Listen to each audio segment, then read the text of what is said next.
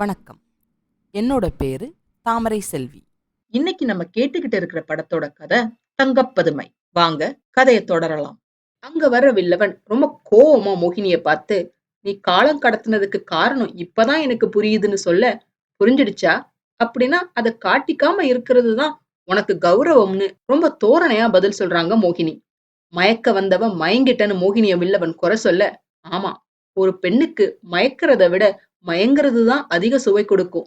உண்மையான காதல் என்னங்கிறது நான் இப்பதான் தெரிஞ்சுக்கிட்டேன்னு மோகினி சொல்ல, அதை கேட்ட வில்லவன், அதுவும் கேவலம் ஒரு வைத்தியன் கிட்ட இருந்து இகழ்ச்சியா சொல்லிட்டு, கபாலபுரி சாம்ராஜ்யத்தோட ராஜநர்த்தகி எத்தனையோ ராஜாக்களை காதல் பைத்தியங்களாக்கி அரசியல் சதுரங்கத்துல உருட்டி விளையாடினவ இப்போ காதலை பத்தி புதுசா பேசுறான்னு ஏளனமா சொல்ல, அதுக்கு மோகினி, எனக்கு அயோக்கியர்களை ஏமாத்துறது ரொம்ப சுலபம். ஆனா நல்லவங்களை ஏமாத்துறது அவ்வளவு சுலபம் இல்லைன்னு மோகினி சொல்ல, நக்கலா சிரிச்சுட்டு, புது ஞானோதயம். ஆனா அதுக்காக உன்னோட அரசியல் செல்வாக்கே நீ இழக்க நேரிடலாம் அப்படின்னு வில்லவன் எச்சரிக்க, அதுக்கு மோகினி, அரசியல் செல்வாக்கு, அரசியல் விளையாட்டு, இது எல்லாமே எனக்கு சலிச்சு போச்சு. வில்லவா, ஆண்டவனோட அருளுக்கும், அர்ச்சகர்களோட தங்க புஷ்பங்களுக்கும், அரசர்களோட அதிகாரத்துக்கும், ஆடல் வல்ல கலைஞர்களோட புகழ்ச்சிக்கு உருகாத என்னோட மனசு அந்த வைத்தியனோட காதல்ல உருகிடுச்சுன்னு சொல்ல, அதுக்கு வில்லவன், உனக்கு உள்ளொன்னு கூட ஒண்ணு இருக்கா? இதையுமே இல்லைன்னு இத்தனை காலம் இருமாப்போட சொல்லிக்கிட்டு இருந்தியே அப்படின்னு அவர் கேட்க, இப்ப இந்த வைத்தியனோட சொந்தத்தால எனக்கு இதயம் கிடைச்சிடுச்சு. இது எனக்கு எந்த அரசாங்கமும் கொடுக்க முடியாத அரிதான பரிசுன்னு சொல்றாங்க மோகினி. உடனே வில்லவன், அப்படின்னா இத்தனை காலமும் நீ என்ன காதலிக்கிறதா சொன்னது எல்லாம் வெறும் நடிப்பு தானான்னு கேட்க, அலட்சியமா சிரிச்சுட்டு, 2 நடிகர்கள் கிட்ட இது ரொம்ப சகஜம், அத பத்தி பேசாம இருக்கிறது தான் புத்திசாலித்தனம்னு மோகினி சொல்ல, உடனே வில்லவன் கோவமா, என்கிட்ட காணாத விசேஷம் அந்த மணிவண்ணன் கிட்ட என்னத்த கண்டுட்ட அப்படின்னு கேட்கிறாரு. அதுக்கு மோகினி, வஞ்சிக்க தெரியாதவன், வாழத் துடிக்கிற என்ன கேவலம் சிம்மாசனத்துக்காக என்ன கைவிட மாட்டான்னு சொல்ல, ஆவேசமா, மோகினி, அரசாங்கத்தோட செலவுல அரண்மனை பொக்கிஷங்களை வாரி இறைச்சு இங்க நீ உல்லாசபுரி அமைச்சிருக்க. அது உன்னோட காதல் களியாட்டங்களுக்கு கிடையாது, அரசியல் கடமையை நிறைவேற்றுறதுக்காகன்னு ஞாபகப்படுத்துறார் வில்லவன். உடனே மோகினி, தெரியும்னு பதில் சொல்ல, அதுக்கு வில்லவன், நல்ல வேளை உன் மனசு மாறுறதுக்கு முன்னாடி ஒப்பந்தத்துல கையெழுத்து வாங்கினியேன்னு அவர் சொல்ல, அதுக்கு மோகினி, ஆனா அந்த ஒப்பந்தம் உன்னோட கையில கிடைக்கும்னு மனப்பால் குடிக்காதன்னு திட்டவட்டமா சொல்றாங்க. அதுக்கு வில்லவன் அலட்சியமா, இதுலதான் எல்லாம் வல்ல கபாலபுரியோட ராஜநர்த்தகி வில்லவன் கிட்ட தோத்துட்டான்னு சொல்லி சிரிச்சிட்டு கைதட்ட, ஒரு வீரன் ஒரு தட்டுல ஒரு பெட்டகத்தை எடுத்துட்டு வர்றாரு.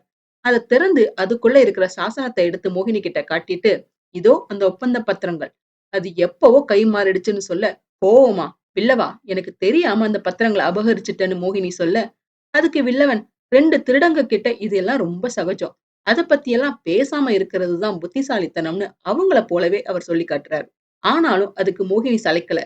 ஓஹோ அப்படின்னு சிரிச்சுட்டு, இனி வீண் வார்த்தை தேவையில்லை, இனி அவரவர் காரியத்தை பார்த்துக்கிட்டு போவோம், அதுதான் 2 பேருக்கும் நல்லதுன்னு சொல்ல, நீ பழைய மாயா மோகினிங்கிறத மறந்துடு, இளவரசி கிட்ட இருந்து புது அதிகாரத்தோட வந்திருக்கேன், இனிமே நான் தான் இங்கு சர்வாதிகாரின்னு சொல்ல, வில்லவான்னு மோகினி குரலை ஒசத்த, இனிமே என்ன செய்யணுங்கிறது எனக்கு தெரியும் அப்படின்னு ஆவேசமா சொல்லிட்டு அங்க இருந்து போயிடுறாரு வில்லவன். அதே சமயம் செல்விக்கு குழந்தை பிறந்து ஊரையெல்லாம் அழைச்சு விழாவா நடத்த ஏற்பாடு பண்ணியிருக்காங்க.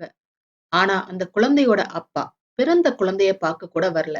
மகனை தொட்டில்ல போட்டு செல்வி ஆட்டிக்கிட்டு இருக்க, அப்ப அங்க மணிவண்ணனோட அப்பா வந்து செல்வி கிட்ட, செல்வி, உன்னோட முகம் பார்க்க ஒரு மகன் பிறந்துட்டான், என்னோட பேரன் பிறந்த விழாவை காண ஊர் மக்கள் எல்லாரும் வந்துட்டாங்க, ஆனா அந்த வெக்கங்கிட்ட பெண் பித்தன் மட்டும் வரலைன்னு வேதனையும் கோபமுமா அவர் சொல்ல, அதுக்கு செல்வி, மாமா, என்னோட குழந்தையோட முகத்தை பார்க்க அவர் கண்டிப்பா வருவார், எங்களோட மகனோட இந்த சிரிப்பு எங்களை சேர்த்து வைக்கும், இவனை பார்த்த பிறகு அவர் திரும்பி போகவே மாட்டார் மாமான்னு நம்பிக்கையோட செல்வி சொல்றாங்க. அதுக்கு மாமனார் நம்பாட்டாலும் செல்வியோட மன ஆறுதலுக்காக தலையாட்ட, இப்ப வெளியே ஏதோ சவுண்ட் கேக்குது, மணிவண்ணன் தான் வந்துட்டாருன்னு செல்வி ரொம்ப சந்தோஷத்தோட, அதோ அதோ அவர் வந்துட்டார் மாமான்னு வாசல் பக்கமா ஓடுறாங்க. அவங்க பின்னாடியே மாமனாரும் போறார். ஆனா அங்க பார்த்தா வந்தது மணிவண்ணன் இல்ல. வில்லவன் அவனோட ஆட்களோட வந்து அங்க இருக்கிற மக்களை பார்த்து, எல்லாரும் மரியாதையா வெளியேறுங்க, இல்லைன்னா தூக்கி எறியப்படுவீங்கன்னு அதிகாரமா அதட்டுறார். அதை கேட்ட முத்துவேலர், அத சொல்ல நீ யாருடான்னு ஆவேசமா கேட்க, சிரிச்சுக்கிட்டே, முத்துவேலரே, உங்களோட கோபத்தை காட்டுற நேரம் இது கிடையாது, அன்னைக்கு முன் யோசனை இல்லாம கண்ணகி கோவில்ல இருந்து என்ன அவமானப்படுத்தினீங்க, இன்னைக்கு உங்களோட வீட்டுல இருந்தே நான் உங்களை விரட்ட போறேன், அதுக்கு தேவையான அத்தனை அதிகாரத்தோடய நான் இங்க வந்திருக்கேன்னு ரொம்ப கர்வமா சொல்லிட்டு தோரணையா நிக்கிறார் வில்லவன். இந்த சீன்ல எம்என் நம்பியார பார்த்தா அப்படியே ஒரு பொம்மை மாதிரி இருப்பாரு. என்ன அக்கிரமம்னு முத்துவேலர் கேட்க, எல்லாம் சரியா விதிப்படிதான் நடக்குது முத்துவேலரே.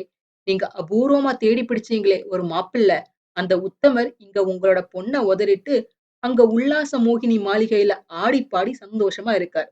காதலுக்காக வீட்டையே தானம் எழுதி கொடுத்துட்டாருன்னு அவர் சொன்னதை கேட்டதும் அங்க நின்னுகிட்டு இருந்த செல்விக்கு அதை நம்பவே முடியல.